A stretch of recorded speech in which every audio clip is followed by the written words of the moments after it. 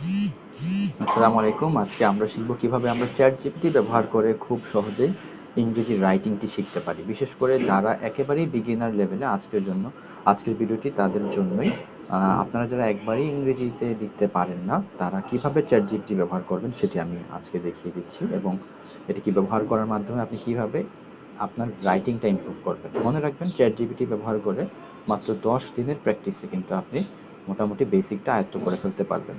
তো প্রথমে আপনি ChatGPT-তে যাবেন, গিয়ে আপনি হয়তো একটি সেন্টেন্স নেবেন, একটি বাংলা সেন্টেন্স। যেমন আমি এখানে লিখেছি, আমি খাবার খাচ্ছি। ঠিক আছে? দেখা যাচ্ছে আমি খাবার খাচ্ছি। এই সেন্টেন্সটি আমি নিয়েছি।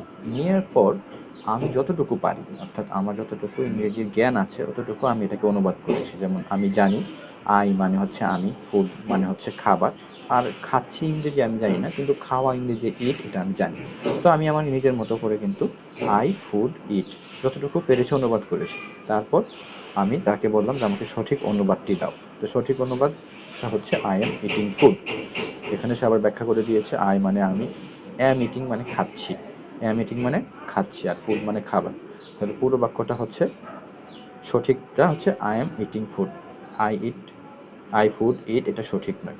তো এইভাবে আপনি এরকম বাংলা অনুবাদ, প্রথমে একটা বাংলা সেন্টেন্স নেবেন, তারপর আপনি যতটুকু পারেন ততটুকু অনুবাদ করবেন ইংরেজিতে, তারপর সঠিক অনুবাদটি দেখে নেবেন এবং এইভাবে প্র্যাকটিস করতে করতে আপনি খুব সহজেই আপনার এই ইংরেজি রাইটিংয়ের দক্ষতাটি অর্জন করে ফেলতে পারবেন।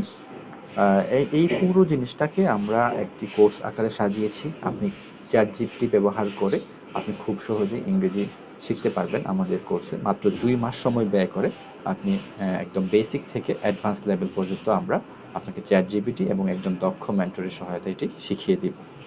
তো আমাদের কোর্সে এনরোল হতে আমাদের সাথে যে নাম্বারটা দেওয়া আছে সেটাতে যোগাযোগ করলে আপনারা কোর্সে ভর্তি হয়ে যেতে পারবেন। Thank you.